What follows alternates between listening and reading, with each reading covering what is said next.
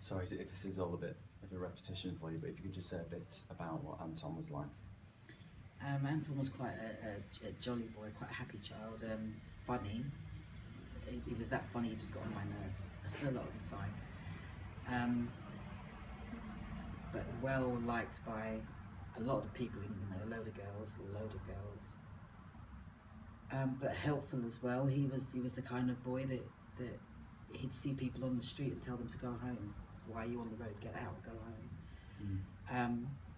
As well, I had pensioners telling me after he died that he would help them with the shopping across the road and stuff like that. But at the same time, he was somebody that could stick up for himself. He didn't take a lot of stick from people. So I know he had both sides of the coin, but he was my son. He was just my lovable son, so that's just how he was with me. And what about hobbies and sports and talent? Hobbies, well, for a long time Anton was quite short. He liked basketball, so he got annoyed when he never got picked to be on the team because he was so short. But he loved music, really loved music, and that was his big thing. He also did hair. He used to plait hair, cut hair, shave hair, whatever it was, and we'd have people around the house all the time, and he was either plaiting, cutting, or just playing music, and that would be girls or boys. So, where did Anton go to socialise? What were his friendship groups like? A lot of the time the socialising happened at my home. Mm-hmm. There were clubs he used to go to. That would be years ago though. The names of them were things like Sunday School and Garage, which I actually didn't realise they were clubs. I thought it was a Sunday school and it was someone's garage. So naive on my point there, I found out later on and it was quite, oh my goodness, you were clubbing. And that would have been quite young, but so he was going out at night, that's it? Not at night, no, but these were clubs that happened during the evening, but not night. Yeah. Not night, no, he was always at home. But yeah, I don't know the kind of music they played, not hip-hop, but that type of thing. But he was into mixing of records. He would have his decks and he was always... So yeah, he just loved his music. Yeah. Prior to his murder, had he been involved, had he been in any trouble or talked about anything or perhaps acted differently?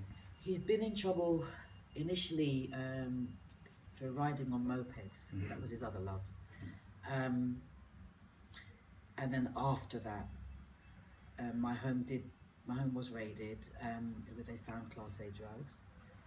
That was in the January. Mm-hmm. Of 2003. 2003. Unbeknownst to me, and he did go to jail for that.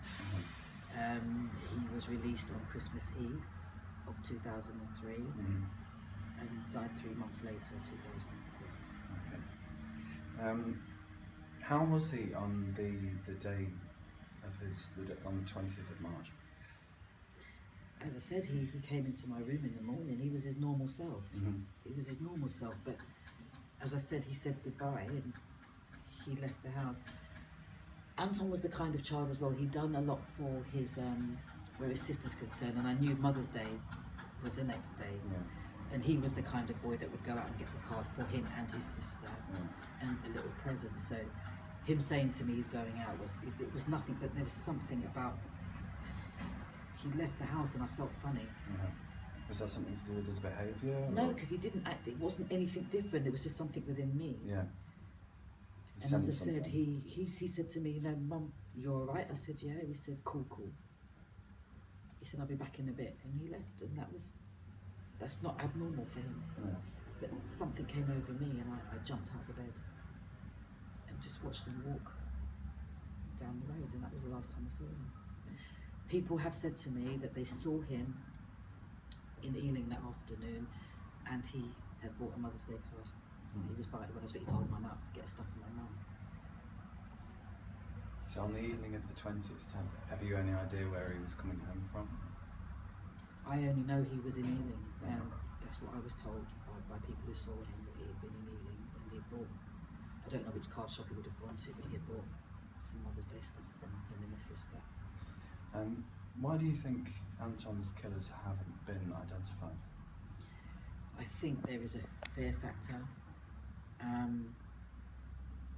First of all, I think, his death was quite brutal as well, and there's not many people that's going to want to put their hands up to that, or to even knowing about it. But I think the biggest thing is the fear factor. There's a fear factor.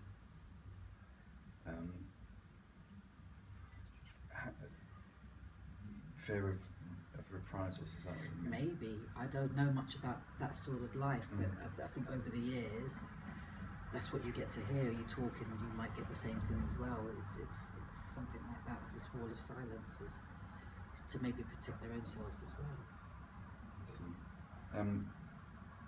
Can you say a little bit about how this has impacted on your family, Anton's sister? Well, yes, it is 13 years later, and we have had to move on because you've got no choice, you just have to. But there is that missing void all the time. It's always with me. He was my firstborn child. Mm-hmm. I had, 11 years with him by myself until my daughter came along. And, that's my son. He's my son, and he's not there anymore. It's not nice. It's horrible. It's horrible. What kind of response over these 13 years have you had from the community? I think initially people were scared to even say anything to me. You'd see them whispering, and it's like, I would then be like, hello, I'm still here. A lot of people, they will always say that they've got my back, they're behind me, they're with me. We've had marches, we've done stuff, and there is a big crowd that come out. But again, you just never know if any of those people that are there actually know anything. Mm-hmm. And what are you hoping will happen? Well, I'm hoping for fresh leads today. I'm hoping that, not just today, but I'm hoping for something fresh to come out of this, that somebody may say something, no matter how minute, how small it might be, that we can work with. That we can work with just to, even if it's to just bring one of them